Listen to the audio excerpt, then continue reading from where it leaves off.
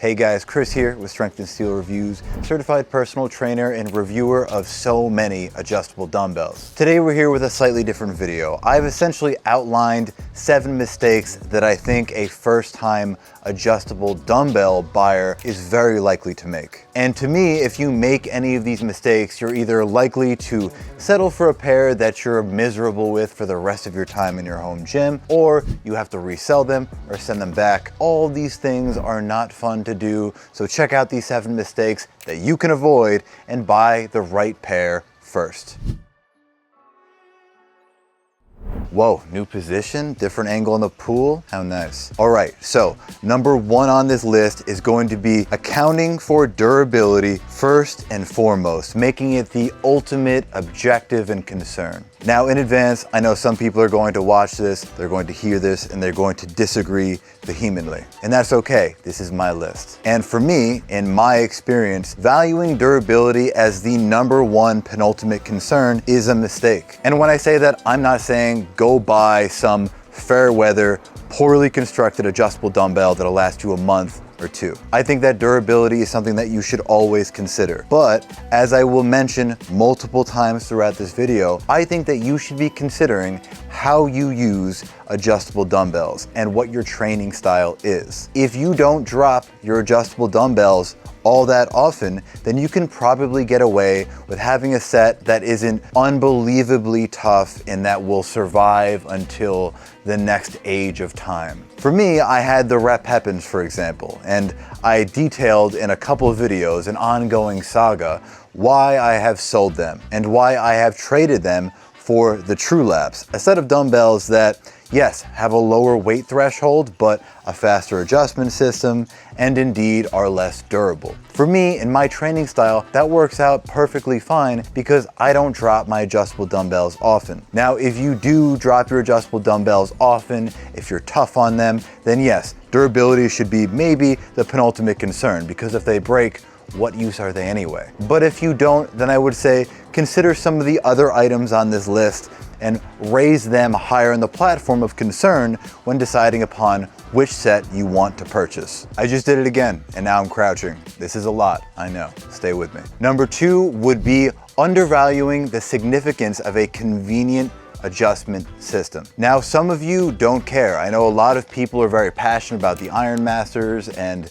the Eisenlinks, but ultimately they do have really slow adjustment systems. Some of you don't care. Some of you prefer that. And that makes sense to me because they're your dumbbells and you're allowed to have preferences. Because I like doing a lot of drop sets, and again, I don't drop my adjustable dumbbells, I really like a convenient, effective adjustment system. And one of my favorites is any wrist style quick twist adjustment system. The same that are on the Core Fitness adjustable dumbbells, or again, the True Laps that I have recently acquired. Now, if you do think that you are going to value an adjustment system, I'm here to tell you that you should, and it's okay and a mistake not to. The Rep Pepins have a pop pin system, which is somewhere in the middle between something like an Iron Master and something extremely fast, like the Dumbbells or my True Laps. It's a good middle ground, and it's something that's definitely worth considering. But ultimately, your enjoyment of your adjustable dumbbells is dependent upon the kind of adjustment system. If you don't consider it and you end up with something sluggish and ineffective, you're not going to enjoy using them. And if you don't enjoy using them, you don't use them. And then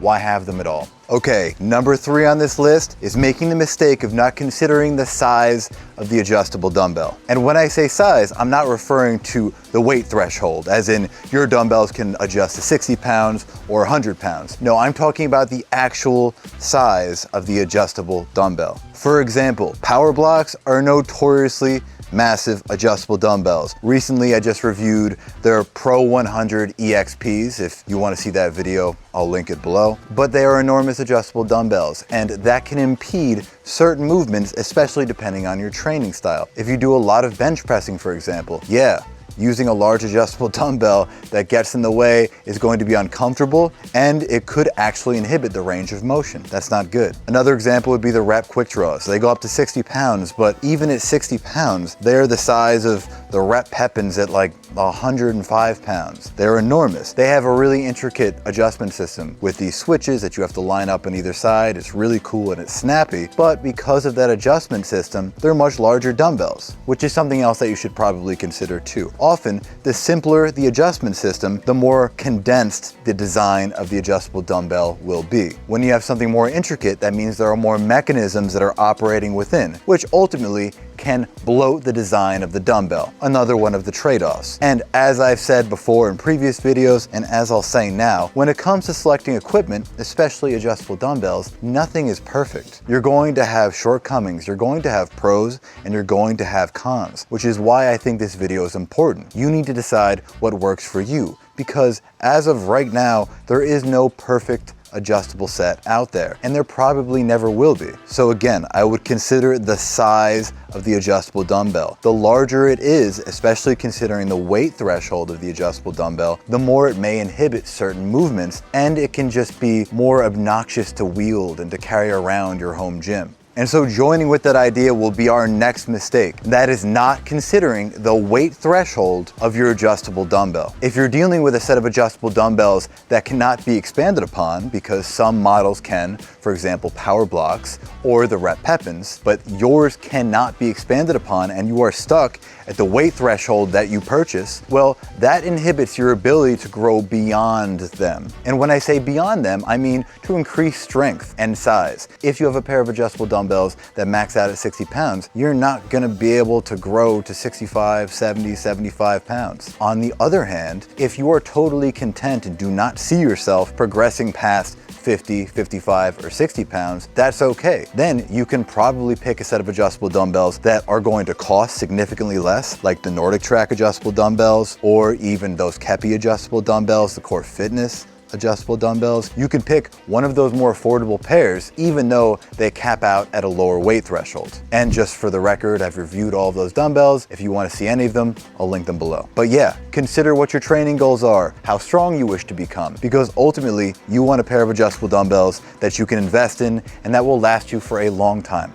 Okay, so it would seem that after uploading all of my footage, I discovered that I completely forgot to film mistake number 5. As a recompense, I've put on my Disney sweater, my dad hat, and I'm crouching. I hope that's enough. Mistake number 5 is failing to account for the kind of grip on your adjustable dumbbell. Now, generally, there are 2 different kinds of grips. You have a knurled grip, which is by far and above the more popular option, and then you have a rubber grip. A lot of people don't like rubber grips because a lot of us have sweaty hands, and when we're handling heavy weight, well, your grip is compromised. So most of us, including myself, vie for a knurled grip. Now, the kind of knurlings that you will encounter vary from passive to aggressive. A more aggressive knurling will dig into your hands more, but generally a more aggressive knurling will lead to a better grip on the dumbbell. While a more passive knurling, though easier on the hands, will ultimately lead to less of a contractile grip on the dumbbell. So that would be mistake number 5, the mistake that got away but has since been reclaimed. Don't fail to account for the grip on your adjustable dumbbell. Okay, number 6 is a mistake that I have been guilty of, and so many of us have been guilty of,